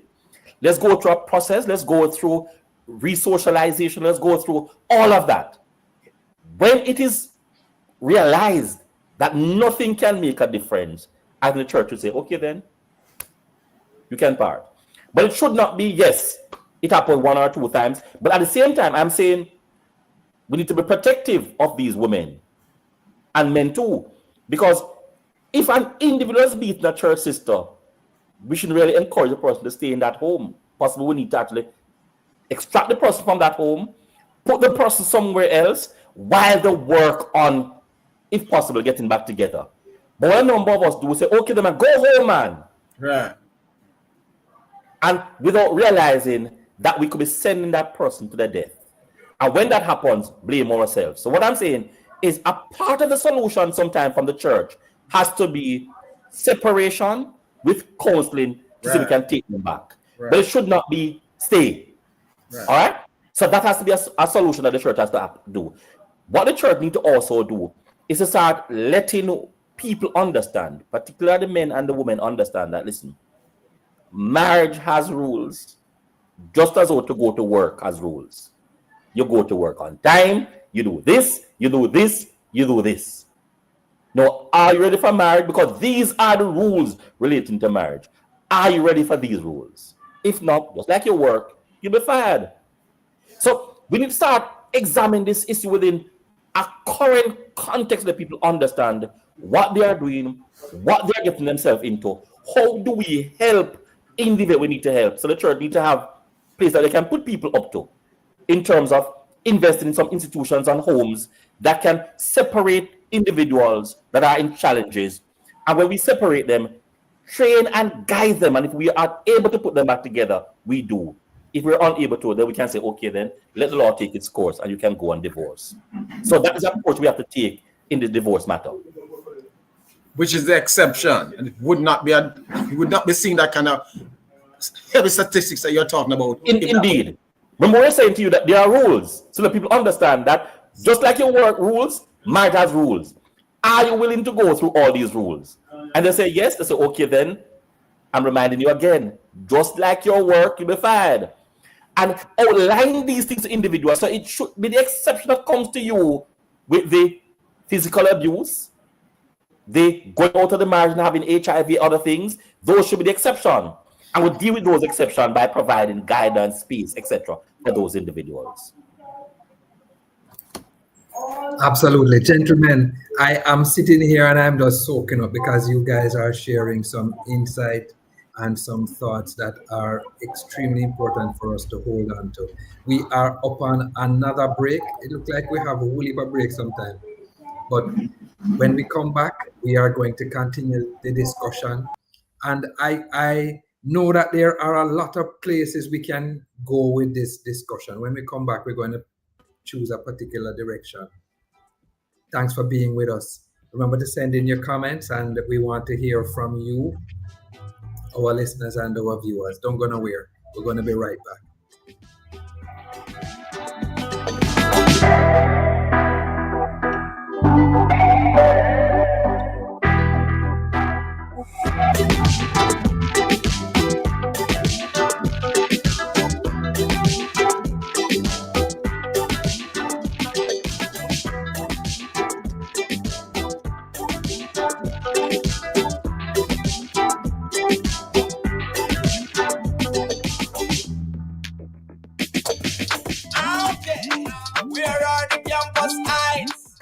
Connection is back, and you are invited to our first show for the season entitled Bright Sparks. We will be sharing our summer adventures, highlighting campus activities for the academic year 2025 to 2026, and giving tips on overcoming disappointments, such as negative CXC exam results and repeating a grade. Join us with guests Mrs. Nadine Campbell Pearson, St. Catherine High School PTA President, and Mr. Paul Park, who will share his journey from not being able to read after high school to guidance counselor and lecturer at the GC Foster College. Campus Connection is brought to you by the Ministry of National Security's Live Good Anti-Violence campaign. That's on Tuesday, September 9 at 5:30 p.m. on the family station, Love 101. Come on, tell me what one. Campus Connection, take a data one. Here's why you can't afford to miss the Morning Watch. I love listening to the Morning Watch because topics are discussed and issues are highlighted that are of major importance, which in turn edify me. The Morning Watch, Tuesdays, Wednesdays, and Thursdays. I like listening to the Morning Watch. I find it very informative. I find it very interesting. The topics that are covered are very, very wide. The Morning Watch, thought-provoking, insightful, current. Listen for the probing questions with attorney at law Stokely Marshall and the in-depth discussion with Reverend Dr. Dallin Toussaint. The Morning Watch, Tuesdays, Wednesdays, and Thursdays. The Morning Watch is on the family station Love 101. There is Life can feel overwhelming at times, but you don't have to face it alone. The Ministry of Counseling and Prayer of the Edgewater Baptist Church is here to support you with our caring and confidential telephone counseling service. Whatever you're going through, grief, stress, family challenges, or just feeling stuck, our trained counselors are ready to listen, pray, and guide you toward hope and healing. Take the first step today. Call us at 876-220-6474 or 876-332-7956. Weekdays between 8 a.m. and 9 p.m. Saturdays and Sundays between 8 a.m. and 8 p.m. Help is available through the Prayer and Counseling Ministry of the Edgewater Baptist Church. Remember, help is just a phone call away. That's 876-220-6474 or 876-332-7956. Weekdays between 8 a.m. and 9 p.m. Saturdays and Sundays between 8 a.m. and 8 p.m. Call now and let us walk this journey with you. happy, 'cause you have straight. Hey, hey, hey, small people crew, it's me, Auntie Vashti, and I have a brand new lesson for you. Join me this Tuesday at 4:30 p.m. on the Small People Show, where little voices make big sounds. Inside EduFantastic Tuesdays, we make learning super fun. We're diving into maths, English, science, history, and so much more. Don't miss out. Tune in this and every Tuesday at 4:30 p.m. with me, Auntie Vashti, only on the family station, Love 101.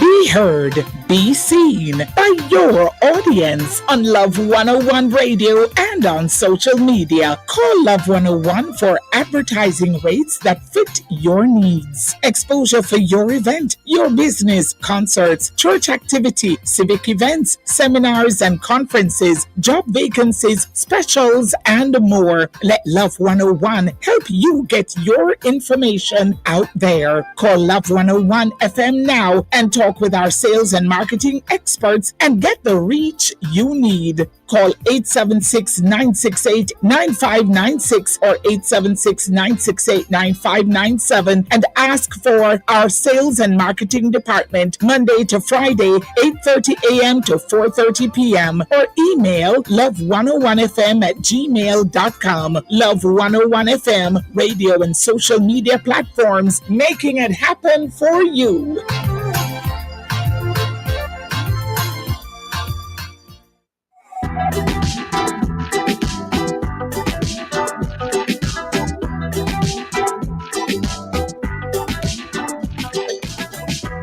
Welcome back. You are listening to The Rock on Love 101 FM. My name is Roland Gale, and I'm sitting in for Bishop Steve Blair today. Big up to you, sir.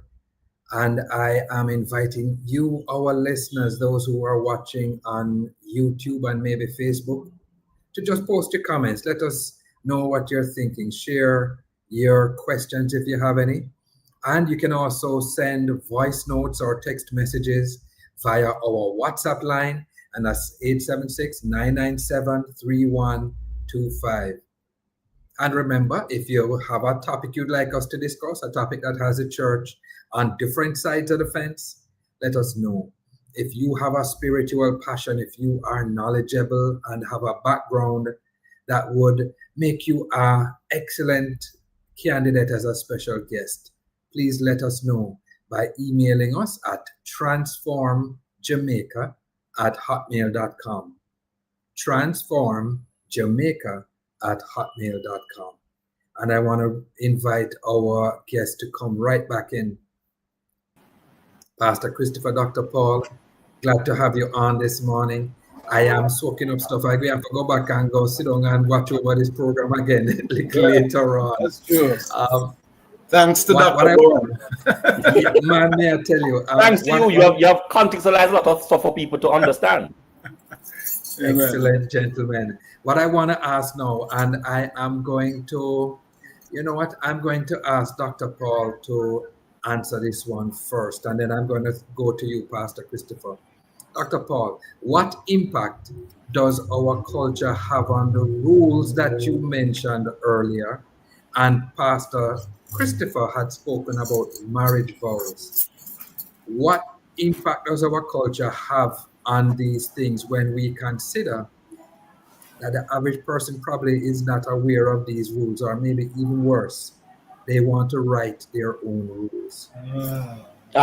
Extremely good question. But we need to understand, when we are doing things, we need to understand context, all right? When we came from Africa in terms of on the slave ships to Jamaica, all right? We had families, and families was not mother and father either. We let people understand clearly. When the Africans spoke about family, it means everybody who was blood related was family, all right? So you had to take care of. So if I become old, I take grandma, grandpa, all of those persons. When I become married, I'm responsible for the lady and the lady's family. So it became a community. When we came to this part of the world, they encouraged us to what? To be separated. They didn't want the woman to actually come in the church with a man. They instituted their rules as to what a family is. All of that was a part of the breaking of the family, and it became a part of the culture. So slavery introduced to us a different culture, and they began to sell us what they want to sell us. One, you don't need a man. Slavery started that idea. You don't need a man from a family. As long as you're alive and you have children, you can take care of them. But they did not tell you how difficult life was going to be for you, and how your child would not be able to go to school when you destroy that family. They didn't tell them that. All right? They didn't also say to the woman, when you leave that marriage, that home, and you're on your own, and if the gentleman so decide not to help you, what happens next to your child? In an environment that child needs education, needs health care, needs to live comfortable. They didn't say. What we are seeing now is a escalation in terms of murders and homicides as a result of that breakdown in the family, because the culture, the new culture that is happening now, is destroying us. But Pastor said, the Western culture is one of Christianity. And some person don't seem to understand that. So what happens of late it's about the last 30 years, social media subtly has been coming up to say to us, no, you don't need to be a Christian anymore. Talk what's on your mind. Everybody know talk what is on their mind. There's no bragging anymore in terms of how I respect you and what I say, because I'm freedom of speech without thinking that I hurt you in what I say. Now, if we're paying attention to the Bible tells you must slow to speak. Yeah. Bridle your what? Your tongue. But guess the persons are Christian want to tell you everything that comes to their mouth. without understanding their rules to live in.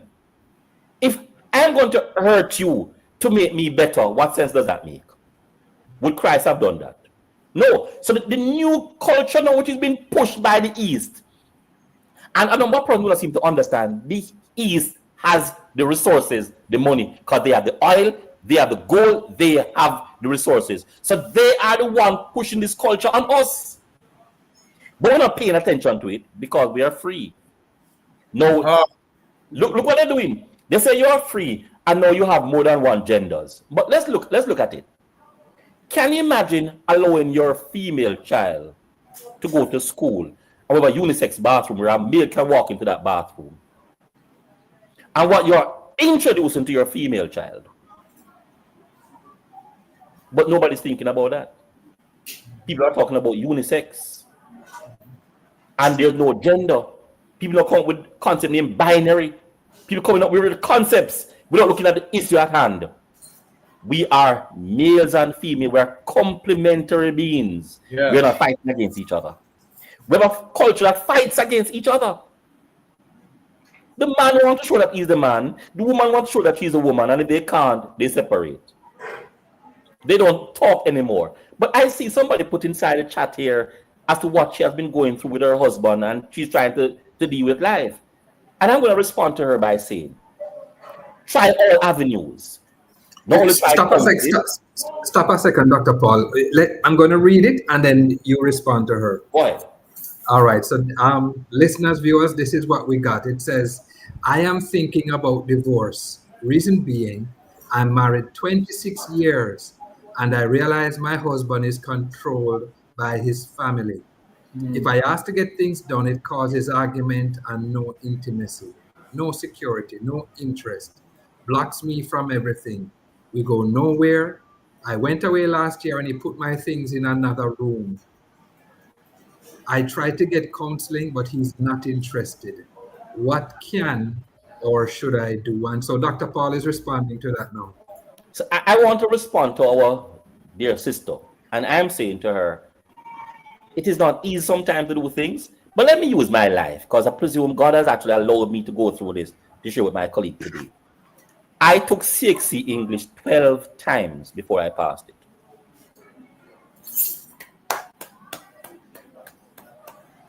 Now, what am I saying to her? Thank you for that one as a teacher, boy. I love it. I love it. I love it. At the moment, I have 2 doctorates. Think about it. Went to university. At the master's level, became first in English. I took English 12 times. I did not give up. What I'm saying to my sister, try every single avenue available to you. Speak to his friends. Men are not controlled by family. Men are controlled by their friends. So I understand what she's saying in terms of the family does things. Reach to those friend base, that loyal friend that he has. Sit with him and speak to him.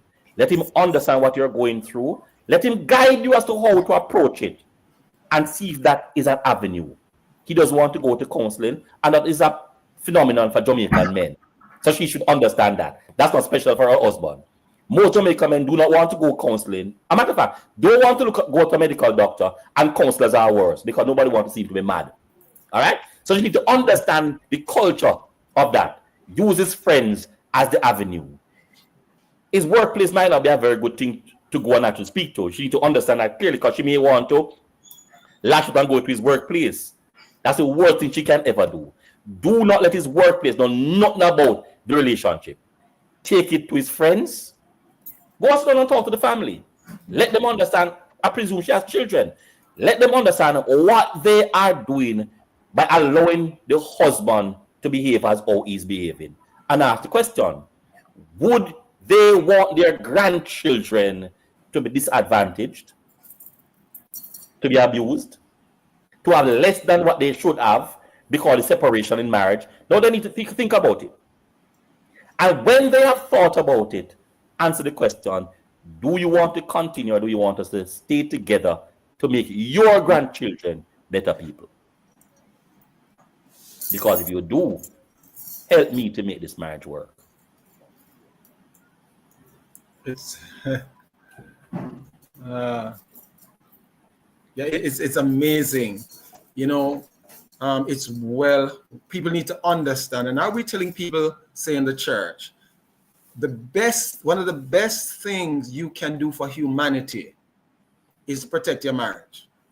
That's Indeed. one of the best contribution Indeed. you can make to civilization, is to guard and preserve and to maintain your marriage.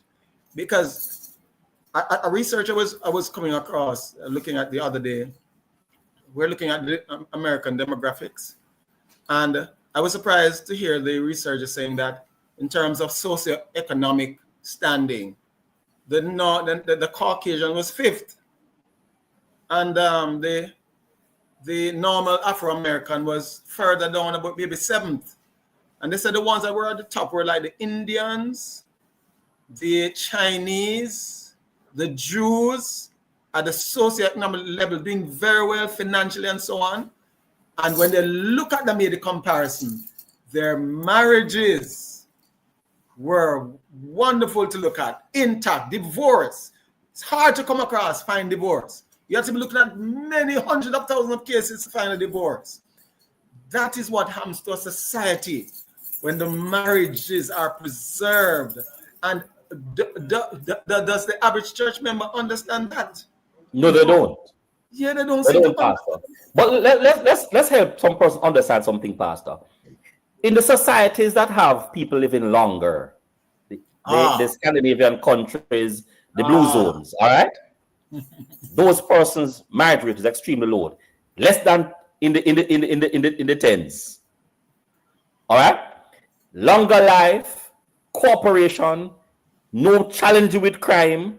So we're saying the more we introduce separation of the family, the more we have this. The church people need to understand, hold that marriage together. Amen. Hold that marriage together, because by destroying that marriage, you are destroying many things. Because we need to understand clearly. I've spoken to boys and girls who are from homes that there's divorce, and they are always sad that mommy and daddy are no longer together. And many of them never perform as they ought to, because that is always lingering in the back of the mind. Like, listen, man, I'd want mommy and daddy back together. So now you think about that. So instead of you going to school and putting the effort where it ought to be, you're worried about mommy and daddy. But they are humans, because they would have bonded with both parties. And you're going to tell them, so listen, live with one. Then mommy will want to take a side against daddy. Daddy want to take a side against mommy. That now becomes chaotic. And the child now is held into that mind space, frustration, and all that challenges. What does that lead to? Social behavior where the school can't control these guys. The school sometimes is so frustrated they actually what? Suspend these guys. When they suspend them, they become what? Gunmen, other people. It becomes worse for us, they actually come and kill us. It's a cycle of destruction when the family is destroyed. You know, sometimes, Roland, you're coming in? No, go ahead. Sometimes to give people the impression, and the right is so, that you know, you want the world to be a better place. And as Christians, we are the salt of the earth and the light of the world. And we think about things like foreign missions and so on. But I want to tell them that when it comes to maintaining that marriage, maintaining the relationship, what we call the nuclear marriage, it works. And I would tell the people today that with all of what we have spent government doing with getting more police and all kind of things and doing all, if they could spend some of that time and that money and that resources in the family and preserving marriages and so on, get some funding in it, man. Encourage the thing. You know, this thing where you don't go to court anymore, but you know, you try mediation and so on. Get them to deal with that from that level too. I could guarantee that in one generation, we're going to see a Jamaica that is totally different and on the up. The family will do that. Totally different. Gentlemen, I am so appreciative of this discussion this morning. When we come back, I don't know who wants to tackle it, but when we come back, I'm going to ask you, gentlemen, how do we quantify the kind of impact in terms of perhaps funding, the economy, what type of impact does divorce have on a nation like Jamaica in terms of our financial well-being? When we come back, we talk about that. Don't go anywhere. You're listening to the Rock and Love 101 FM, and this one is we're talking about marital divorce. Stick and stay.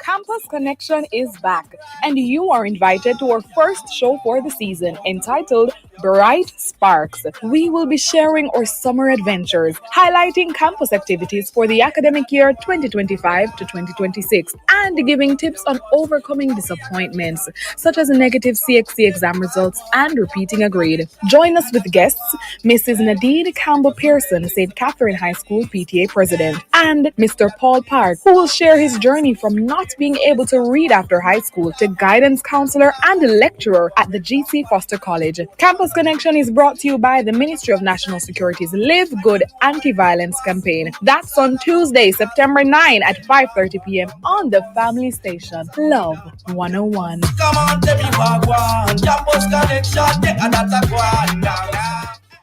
There is Life can feel overwhelming at times, but you don't have to face it alone. The Ministry of Counseling and Prayer of the Edgewater Baptist Church is here to support you with our caring and confidential telephone counseling service. Whatever you're going through, grief, stress, family challenges, or just feeling stuck, our trained counselors are ready to listen, pray, and guide you toward hope and healing. Take the first step today. Call us at 876-220-6474 or 876-332-7956. Weekdays between 8 a.m. and 9 p.m. Saturdays and Sundays between 8 a.m. and 8 p.m. Help is available through the Prayer and Counseling Ministry of the Edgewater Baptist Church. Remember, help is just a phone call away. That's 876-220-6474 or 876-332-7956. Weekdays between 8 a.m. and 9 p.m. Saturdays and Sundays between 8 a.m. and 8 p.m.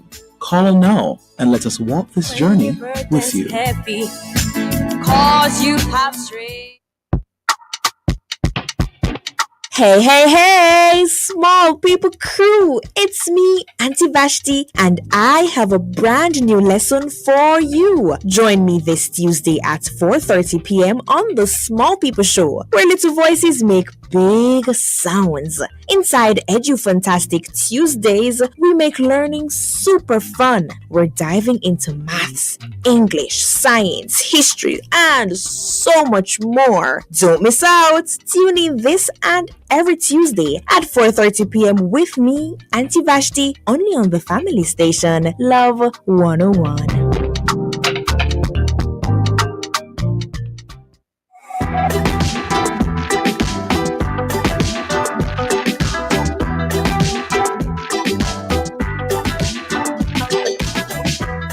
Welcome back. I am Roland Gale, and you're tuned in to the Rock and Love 101 FM.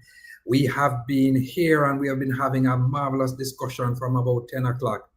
And my guests with me are Pastor Christopher Kennedy, and I also have with me Dr. Paul Andrew Bourne. And before we went for the break, I had asked out a question for the gentlemen. I'm going to remind them. The question is this: can we quantify the impact of divorce on our economy? Are there financial consequences that come along with this rising divorce rate? And I'm going to ask us to be concise and quick in the response if we can. Go ahead, Dr. Paul. Let's start with some numbers, because I'm a math person as well as an epidemiologist, right? So I created a number of models on divorce and GDP so as to answer the question. Apparently the person knew that I was going to be doing that, so I asked a question. So that's good. What we found out is that there's a direct, strong relationship between divorce and GDP. For every 1,000 GDP that there is, we see 342 divorce. That means for every $1,000 that there is in Jamaica per capita for people, you're going to have 342 people divorcing. What does that mean? Divorce is seriously affecting the economy. The more we see divorce, is the more we're having economic issues. Not to mention the social issues. So these are numbers that we are looking at to say, okay then, man, we have to, when pastors say spend the money on this, we are saying if we were to do that, we'll be better off financially, not over socially, no, because the relationship between divorce and economics is established now. We are saying spend the money for people to remain together, and will increase the GDP even stronger, apart from the social issues. Wow. Think about it. Wow. Wow, when I asked that question, I had no idea you were already prepared with a massive answer like that. It looked like Pastor Christopher, every time this man brings something, me just have to stop and pause. That's crazy. I wanted to explain the GDP thing a little bit. I didn't follow it so well. All right, let's look at it, for example, like a linear model. All right, Y equal mx plus c. Go back to high school, right? Right. So Y is divorce. Right. C is equal to minus 2267.79. That's if there's no what? If there's no money. And then the gradient is 0.342 GDP. So what we're saying is that for every time, so if there's no money at all in the economy, what we see is negative divorce. Think about that. Wow. The more money you give to people, the more they're going to divorce. So what we're doing, we are creating an environment where money now takes the place of what? Keeping the relationship together. So if we're to keep the relationship together, what we automatically will see is higher value in terms of GDP alone. We are not discussing nothing social, nothing psychological. We're saying putting people together is better economically for Jamaica.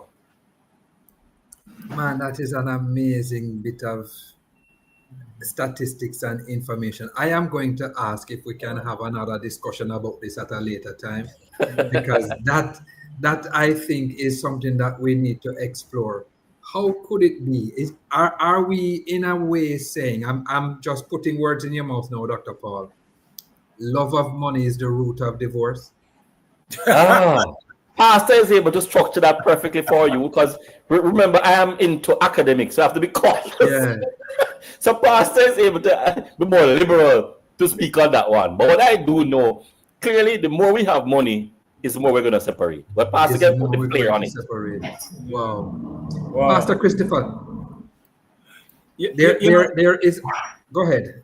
Go ahead. I have long been aware of a lot of sociologists and researchers talking about the American situation, and a lot of it some things you don't want to touch, but you want to at least try and mention it, Yeah. And I've seen a lot of, black researchers saying that the black man in America really got into problem when the women married to the state, because the welfare system has not made the conduct or the social situation of the black race, the African American, better. What it has done is created more broken families, like the woman don't need the man anymore. She is independent of the man because the government married to her and she's going to get the welfare, and the family just get worse and worse. More crime. So when you look at the Bellevue then, right? A lot of Afro-Americans, drug rehabilitation centers, this part, the imbalance there, the black American, prisons, the black American. And they said it was not all like that, but when the woman married the state with the welfare system and the man now absent from the fact because she don't need him, things just plunged and plunged and plunged into the crisis that we're seeing today. But Pastor, what I want to do, I want to inject, because I think what you're saying is so well. Let's take all the countries in the world, every single one that has the highest GDP, very high GDP. Their marriage rate is high and their divorce rate is extremely low, as well as the crime. But those countries are all what? Caucasian countries. Is it accidental that happens in America? I realize that African societies in which are liberal have challenges with this. Wow.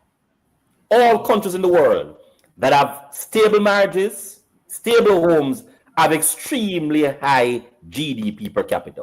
As a matter of fact, many of those countries now are begging for people to come there to live because they have so much money and few people. Right. So when you spoke about the divorce, let's let people understand what you really mean by the divorce. It means the state comes in and says, listen, you do not need that black man. You need me. But at the same time, the state does not tell the Caucasian to destroy your home. Oh. So look at it now. They want the white families to stay together.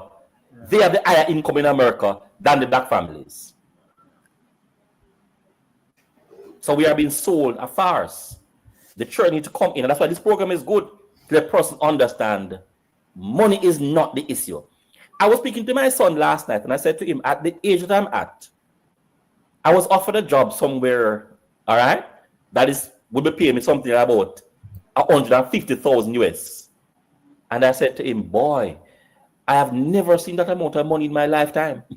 And I said to him, you know, I'm not going because at this stage of my life, I want to make a contribution to my people.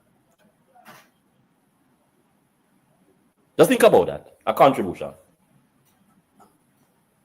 Absolutely. Gentlemen, thank you very much. I don't know where the time flies, but we are almost at the end of the program. I'm going to invite you both to just wrap up with a minute, just 60 seconds each, on what your final thoughts are regarding this topic, marital divorce.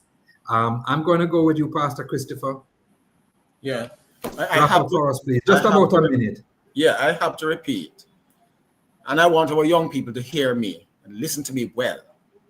Right? Maintaining, getting to a relationship, getting married, and staying married is the greatest contribution you can make. Not only to yourself, not only to yourself emotionally and psychologically and financially, but your family, your community, your nation, and your world. I live in a little community because I told them from seminary that I don't want a big church. I want a small church. And I can tell you, I have overheard women in the community talking about me and my commitment to my wife. And it sounds as if it is giving them hope that we're living in a world where there are possibilities. You know, it doesn't have to be like that. Just listen. And there was one particular young lady that just keeps repeating it to me. All she talks about is Pastor Kennedy's commitment and love for his wife and his family. There was another minister that I never got along with him. I didn't like what he believed and so on. He wasn't as orthodox as I like, but I used to go to him and said, sir, Rev, your family. When I was at college and I used to watch you and your family, you come out. I love that. That just inspired me and it remains. Divorce is a silent killer as diabetes and hypertension. Jamaica is seeing an extremely high rate of divorce, similar to hypertension, similar to diabetes, and it kills more people than homicide. Let's change this phenomenon. Wow. Thank you very much, gentlemen. What a way to end this program this morning. I am so pleased that I was here to have this conversation with you both, Pastor Christopher Kennedy and Dr. Paul Andrew Bourne. Respect to you both, gentlemen. Good to see you again, Pastor Christopher. Respect, sir. Respect to you both. And Dr. Bourne, you look like one of my fellow ministers. I have to find out if you guys have a connection. All right. Thanks to our viewers and our listeners. It has been our pleasure to be here with you this morning.